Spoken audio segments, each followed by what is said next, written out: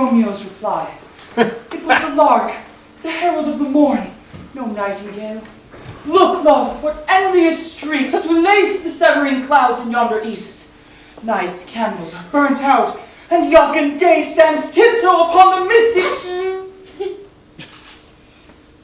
There's no one coming, mademoiselle. You mustn't take flight like the sparrow that flutters from a branch at the slightest sound. Listen to the immortal lovers speak. Yond is not daylight. I know it, It is some meteor that the sun exhales, to be to thee this night a torch-bearer, and light thee on thy way to Mantua. Therefore stay yet. Thou needst not to be gone. Let me be taken! Let me be put to death! I am content, so thou wilt have it so. Come, death, and welcome! No! I don't want to talk about that. If he does, I'll start crying. All right then, let's stop there. We'll close our book until tomorrow, and for your sake, we'll let gentle Romeo live on. What a wonderful spot. I think it's the perfect place to indulge in the beautiful verses of the great bard. Yes, those lines are so beautiful. And the divine murmur of the leaves and the boughs is really a fine accompaniment. And the setting of the screen shade is just right. Yes, indeed, Monsieur Personette, those verses are lovely. What makes them even more poignant is the way you recite them in your melodious voice. You terrible flatterer, you. The poor lovers! How cruel their destiny, how wretched the world was to them. What are you thinking about? Nothing. But all at once suddenly you turn crimson. Nothing. You little liar. Your eyes are too transparent. I can see what you're thinking about. Our parents. Perhaps. Your father and mine, the hate that divides them. Yes, it distresses me and often makes me weep in secret. Last month, when I came home from the convent, my father showed me your father's park and said, "My dear child, there you see the lair of my mortal enemy, Bergman. Keep away from that wretch and that son of his. And I'll disown you unless you promise me to regard those people as your everlasting enemies. For since time immemorial, their penalty has execrated ours." I gave him my word. You see, monsieur, how I keep it. And didn't I also promise my father to hate you forever, Sylvette? And I love you! What is me? And I love you, my darling! How sinful! Very sinful, but who can blame us? The more you're kept from loving someone, the more you want to love. Sylvette, kiss me! Never! But you do love me. What did he say? My darling, I said something that your heart is still struggling against, but it would be foolish to deny it any longer. I said the very same thing you said. Yes, you, Sylvette, when you compared us to the lovers of Verona. I never compared. You did so. You likened my father and yours to those of Romeo and Juliet, my darling. That's what we are. Romeo and Juliet. And that's why we're so madly in love. And despite all their intense hatred, I'll defy both Pasquino Capulet and Bergamin Montague. So then, we're in love? Monsieur Personette, how did it happen so quickly? Love comes when it has to, and no one can say how or why. I would often see you passing by my window. And I saw you passing too. And our eyes conversed in code. One day I was here gathering nuts by the wall and by chance. I happened to be reading Shakespeare and see how all things conspired to unite two hearts. Whoosh, the wind blew my ribbon over to you. I climbed up on the bench to retrieve it. I climbed up on the bench. And ever since then, I've been waiting for you here every day, my darling, and every day my heart beats faster when, oh, blessed signal! Your gentle, flexible laughter rises from behind the wall, and it doesn't stop until your head emerges from the trembling tangle of vines and ivy. Since we're in love, we ought to be engaged. I was just thinking the very same thing. I, the last of Pasquinos, do pledge myself to you, the last of the Bergamins. What noble folly. Speak of us in future ages. Oh, tender-hearted children of two callous fathers. But darling, who knows? Perhaps the time's at hand when heaven will use us to wipe out their hatred. I don't think so. I have faith, and I can foresee 5 or 6 highly possible solutions. Really? Tell me. Just suppose, I've heard similar things in lots of old romances, just suppose the reigning prince would ride by one day. I would hurry up to him, throw myself at his feet, tell him about our love and the old feud dividing our fathers. After all, he married our very good then. The prince would summon our fathers and reconcile them. And then you'll give me your hand. Or else, it'll happen in the same way as in the donkey's skin. You'll be nearly at the point of death.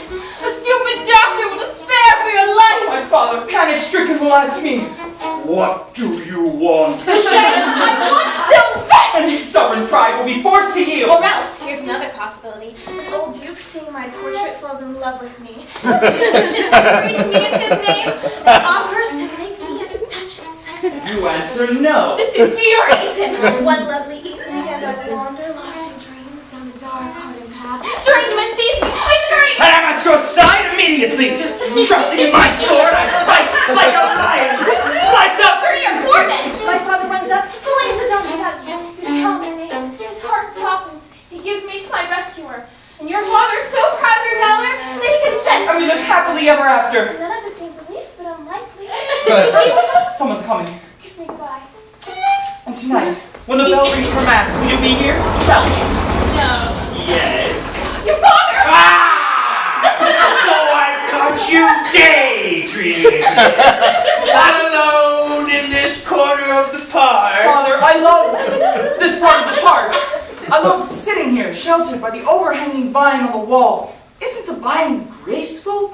Look at those arabesque festoons. It's so good to breathe pure air in this spot. In front of that wall. I love this wall. I don't see anything lovable about it. Can't he? Why, it's a wonderful old wall. Look at its grassy top, and the scarlet creeper, and the green ivy, and the long, flossy clusters of the mauve wisteria.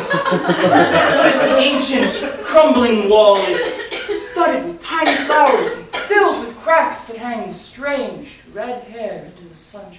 And the moss is so thick and rich that, like a velvet backdrop, it turns the humble bench into a royal throne. Now, you young pup, do you really expect me to believe that you came here just to feast your eyes on the wall? Feast my eyes on the eyes of the wall.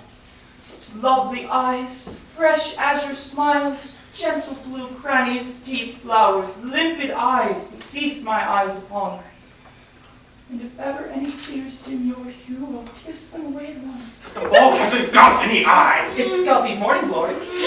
What it does, when I know why you're all wrought up, you come here to read on the sly.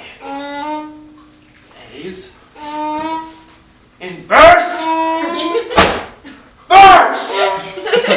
That's why your brain's in a whirl. No wonder you roam about dreaming, avoiding other people. No wonder you carry on about hysteria. No wonder you see blue eyes in the wall. Walls don't need to be attractive. They have to be sturdy. I'm going to have all that green up. Maybe concealing some open gaps. And for better protection against that insolent neighbor, I'm going to rewater the whole surface and build a fine white wall. Very white, very smooth, and very clean. And there will be no hysteria. I'll cut notches into the plaster on top for broken bottle lids. A sharpened jagged battalion of them in serried ranks. Have pity, Father! Never! I hereby issue a decree! Up and down and on and off the top! Nothing. It's time you and I had a chat. Walls may not have eyes, but they do have ears. Just see if anyone's eavesdropping.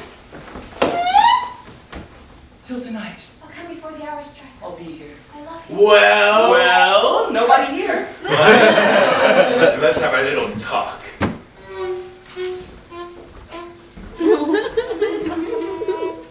Personette, I want you to get married. What was that? Feeble cry. Some fledgling must have hurt itself in the branches. At any rate, my boy, after careful consideration, I've settled on a wife for you. I'm a stubborn man, sir, and I'll force you to. Will you stop that whistling, you magpie? The woman I've chosen is still young, and she's very rich. A gem of a girl. Who cares about your gem? Just you wait. I'll show you, you scamp. Spring has filled the bushes with the fluttering of wings, Father, and near the forest brooks tiny birds swoop down as loving You're indecent. All creatures are blindly welcoming April.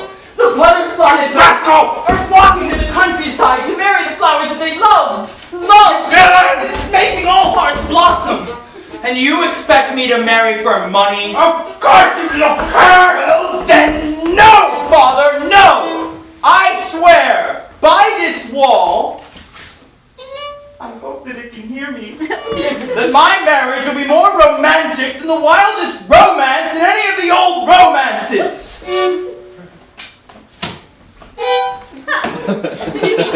Oh, when I catch him.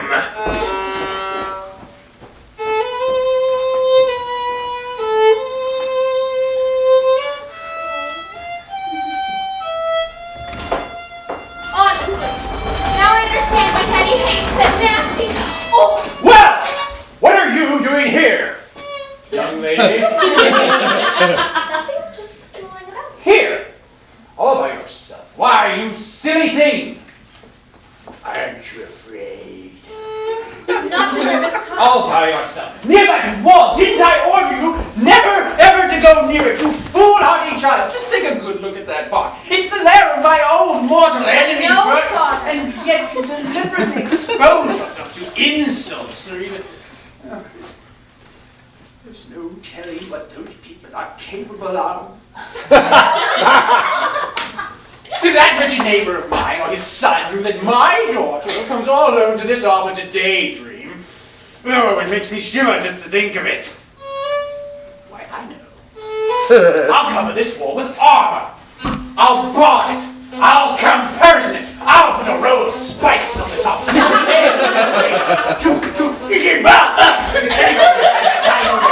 To slash anyone who even comes near it. Yes.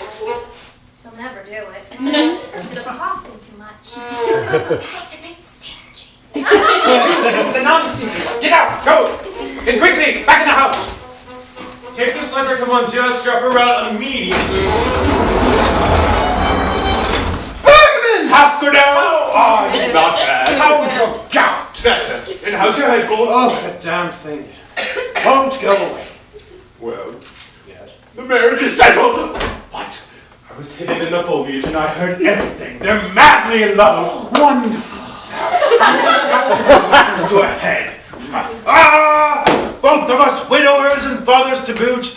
My son had a slightly over-romantic mother who named him Personette. Yes, it does sound grotesque. And was a daydream little maid from school with an ethereal soul.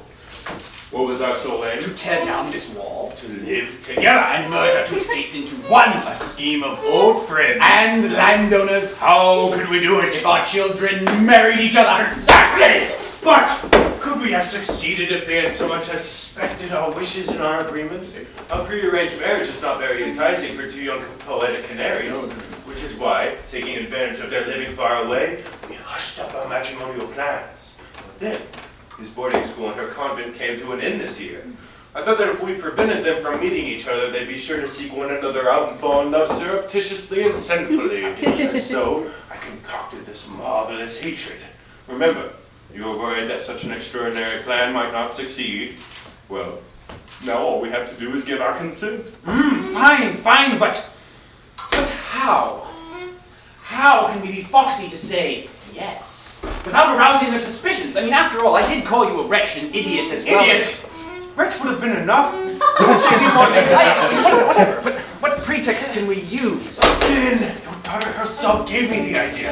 As she spoke, my plan for a final stratagem took shape. They're meeting here tonight. Personette is coming first. The moment Sylvette appears, Men in Black will burst out of hiding and seize her. She'll scream and my young hero will leap upon the kidnappers and attack them with his sword. They'll pretend to flee. You turn up suddenly, so do I. Your daughter and her honor will be safe and sound. You're overjoyed, you shed a few tears and bless the rescuing hero. I relent. Tableau and cousin. That's brilliant. That's brilliant, sir! Well, yes, if I do say so myself. Hush! Look who's coming! It's Straparel, the famous Bravo! Just drop him a line about my project. He's the one who's going to stage our kidnap. Ha ha! Ha ha! What's on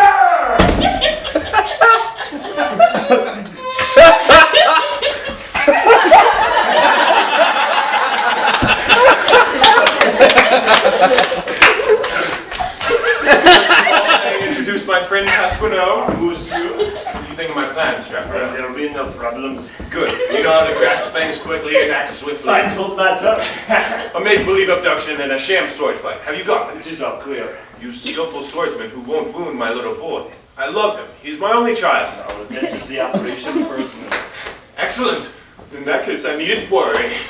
Listen, ask him how much it's going to cost us. How much do you charge for an abduction, Monsieur Strapper? Well, that all depends on what's involved, monsieur, and the prices vary accordingly, but I gather that you don't care about the expense. So, if I were you, monsieur, I'd take a freaking amazing, perfect, first-class abduction! Yeah!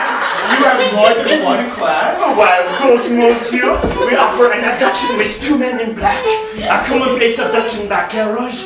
It is one of our least popular items, a midnight abduction, a daytime abduction, a pomp and circumstance abduction by royal coach, with powdered and bewigged lackeys. There's an extra charge for the wait. And with mutes, eunuchs, moors, period brigands, musketeers, all included in the price. Then, we offer an abduction by post-chase with 2 horses, or 3, 4, 5, I don't care, as many as you like. Oh, a discreet abduction in a Berlin coach. It's a bit somber, and a humorous abduction in a sack. A romantic abduction, my boat, except we need a lake of a nation abduction, my gondola, but we have to have an abduction by the dark of the moon. Moonlight is so much in demand nowadays that the cost is slightly higher. A sinister abduction with flashes of lightning, wonders, stamping of feet, screams and shouts, oh no! Dueling, clash of swords, wide-brimmed hats and grey cloaks, a brutal abduction, burn! A light abduction, would you consider? A torchlight abduction? It is very lovely. So-called classical abduction in masks. A gallant abduction to a musical accompaniment. An abduction by sedan chair. The gayest, the most modern monsieur, and by far the most distinguished. Well, what do you think? I don't know. What do you think? I think we have to overwhelm their imagination. If money can be no object, let's have a bit of everything. We need everything. Why not? You're something memorable for our young romances. Sedan, chair, cloak, torches, music, masks. Combine these the first elements. We'll have a first-class abduction with all the trimmings. Excellent. Oh, I'll be back. Oh, thank you, son. I'll be back soon. Oh, gentlemen, I wish you the very best. A first-class abduction with all the paraphernalia. You need that, sorry. Goodbye. Off he goes. And a scholar with his hard and mighty manner. But he didn't set the price. Don't mind, the whole thing's settled. We're going to knock down the wall and have only one home. And during the winter there'll only be one rent to pay in town. We'll do entrancing things in the park. We'll trim the yew trees. Travel the paths. And in all the flower beds, we'll intertwine our monograms in floral calligraphy. Since this greenery is a bit too severe. We'll brighten it up. Yes, with decorations. We'll have fish in a brand new pond. Yes, a pond. In that pond, we'll have a fountain with a stone egg. Yes, the stone egg dancing on the peak of the spray. And this is a mass of rocks. What do you think of that? All our wishes are coming true. We'll grow old together. And your daughter's provided for. And so's your son. Good old bastard. Old Bergman. Oh. Oh? Your son. Let's fight. You wretch! Dad! Leave us alone, you little brat! He started it. He insulted me. He hit me, coward! Dad! Robber! Let's go home. It's getting late. I'm in a gathering rain! Don't our rheumatism! Your stocks never go up! You break my suit, my dear!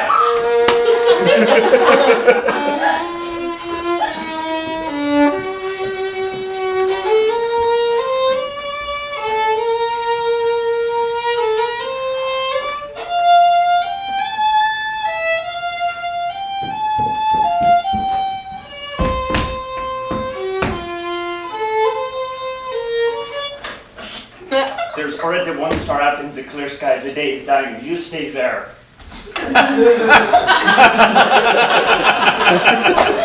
Pick up your fiddle, sing. Don't you off, we need you. You, over there. Evening mass will be starting in a moment. She'll appear as soon as the bell rings, and then I'll whistle. Oh, the moon, wonderful. We won't omit a single effect tonight. All the clocks are excellent. I'll put the chair over here in the shade.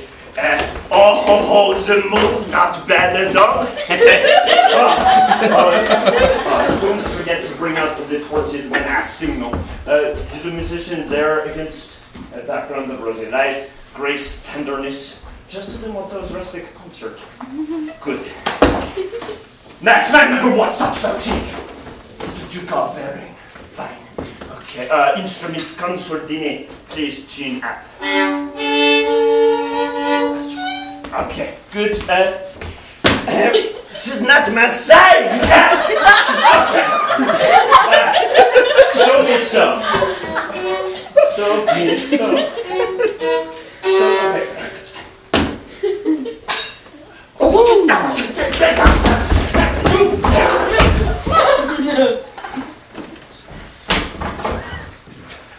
Father's calmed down. I've managed to come here. The air is redolent with the heady fragrance of the elder trees, the twilight settling. The air, the gray shadows making the flowers close. Trembling like a reed. What's wrong with me? Amoroso. This is my first evening rendezvous. Oh, I feel faint. The breeze is rustling like a silken gown. But you get down! I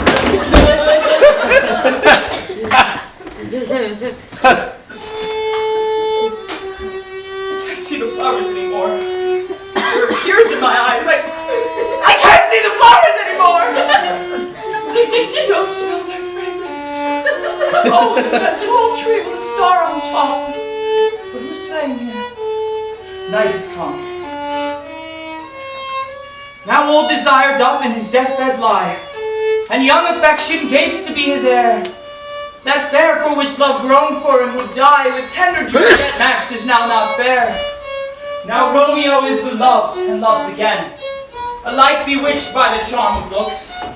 For to his foes supposed he must complain, and she steal love's sweet fate from fearful hooks. Being held a foe, he may not have access to breathe such vows as lovers used to swear. And her as much in love, her being to meet her new beloved anywhere.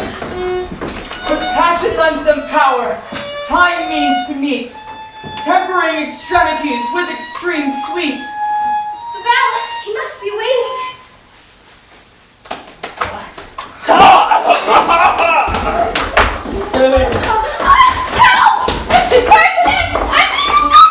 Good God!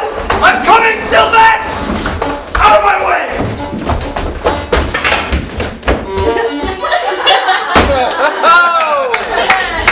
Take that! And that!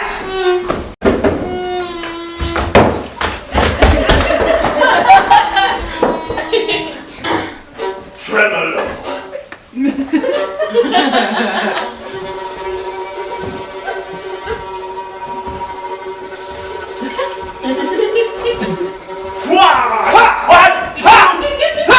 Zoom, that's not the devil! No! That blow is mortal!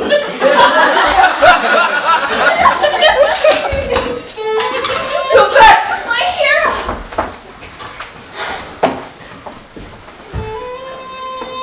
Bergman's son is a hero.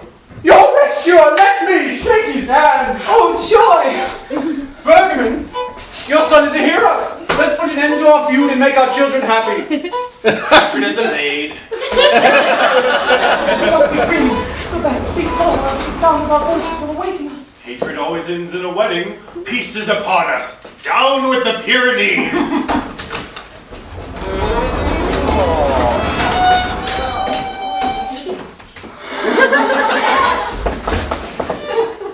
Who would have dreamt that my father could have changed? Didn't I tell you it would all work out in the end?